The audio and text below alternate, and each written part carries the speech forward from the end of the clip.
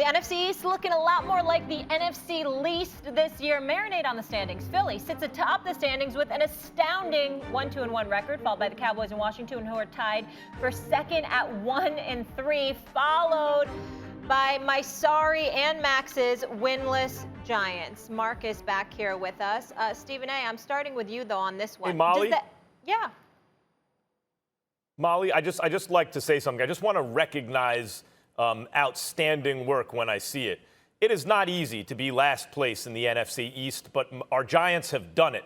And I think that needs to be recognized. It's a hard thing to do, but they're alone in last place. You're right. If you're going to lose, just lose hard. Molly, may I ask you a question? Why are you clapping over that ridiculous comment? I mean, you know, the fact of the matter is, how hard is it to be last? All you have to do is you could do nothing in the last. NFC East. I mean, if anything, we should be insulted that the Giants actually put forth the effort to be last. It doesn't take anything to be last. Nothing. You know what? Do you know what 2020 I didn't look at it that way. 2020. I didn't look at it that way. It took effort. Everything's sad about 2020 in my life.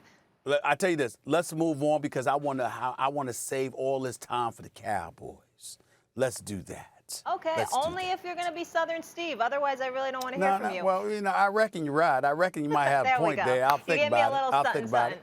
All right, Stephen A., talk to me. Does the NFC East winner even deserve to host a playoff game based on these pathetic records? Well, hell no. But in fairness to the pathetic, sorry, moribund Cowboys because of the most awful defense in the National Football League. By the way, just as an aside, third last in yards allowed, second to last in rushing yards allowed, absolutely last in points allowed. I just had to get that out for Marcus Spears. I mean, I just had to do that for the brother. I mean, everybody the Dallas Cowboys are so horrendous. Go ahead with your comment. Everybody already know all that. I understand all of that. But forgive me, man. I just got a bit distracted when I saw some of the numbers, just reminding myself of it. Having said all of that, I want to be very clear about my position. I remember back in 2010, remember the famous Beastquake when Marshawn Lynch damn near ran over the New Orleans Saints' entire defensive team en route to a 67-yard touchdown run, that a game they ultimately won. The Seattle Seahawks were 7-9. Not only did they win their division with a 7-9 record, because of it, they had home field advantage, and the New Orleans Saints, who were a Super Bowl contender, 11-5 at the time, ended up losing on the road, having to play against that 12th man in Seattle. They lost 41-36. What's problematic for me about teams with losing records, I think the best records should have home field advantage. I don't like the fact that if you have a losing record, you should make the playoffs. In my world, I don't think anybody with a losing record should be a postseason team. That's just me personally. But in the event that you feel the necessity to give them a playoff berth, damn sure don't let them have home field advantage. How do you deserve home field advantage because your division is pathetic? As a result, it allowed you to win even though you had a losing record and still get to host a home playoff game. I think that is a rule that is utterly ridiculous that the NFL should eradicate quick, fast, and in a hurry. There's no excuse to have that rule. Get rid of it now, here, period. They shouldn't have home field advantage. I would prefer that they don't even make the playoffs, but if you got to make the playoffs, but you have a losing record, at the very least had a decency not to make it so you get home field advantage too. That's just an insult to competitive play as far as I'm concerned. It disregards regular season efforts by a plethora of folks in the NFL that actually had the decency to have a winning record and resemble somebody that's worthy of a postseason berth. That's how I would go with it. Make sure they, at very least, they don't have home field advantage. I like that a lot. In other words, you don't do realignment or anything like that. You don't just go by the best records. But if you don't have a winning record, if you're below 500 at least, you shouldn't have home field even if you win the division. I agree. This NFC East is pathetic.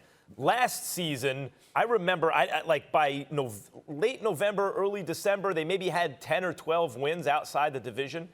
As a division, they had 10 or 12 wins outside the division. And this year, they're on pace to do worse than that.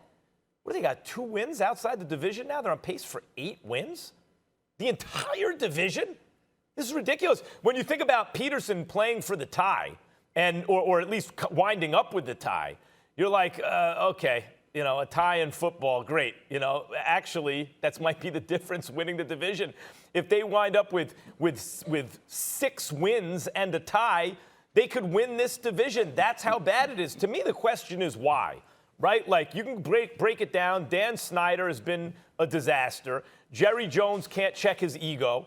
The Giants, I think, are reflexively conservative and therefore not forward enough looking. And they have a bad GM who's failed miserably in his time there. And the Eagles, who've won a Super Bowl recently, have invested way too much money in an underperforming quarterback and have been ravaged by injury. And like a lot of Super Bowl teams, they've seen assistants leave. It's hard to keep that group of coaches together, and I think that has something to do with it too. But it is just like a perfect storm of misery in the NFC East. It's as though, like the rule in soccer, they should be demoted to another league right now because they're offering the NFL very little. Yeah, it's embarrassing. And I'm with Stephen A. No way in hell any of them should host a playoff game. I don't think we see in the future any of them reeling off wins. Obviously, Dallas has a pretty favorable schedule coming up as far as other teams that are bad, but they are as bad as those other teams that they're about to play, except on offense. Listen, this is embarrassing. Not only to a guy that played in this division for a long time, it's not even built right.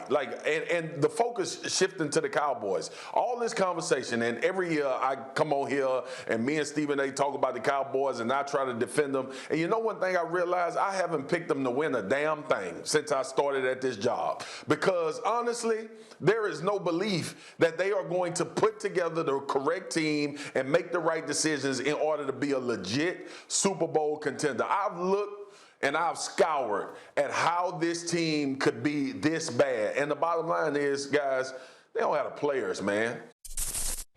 Thanks for watching ESPN on YouTube. For live streaming sports and premium content, subscribe to ESPN+.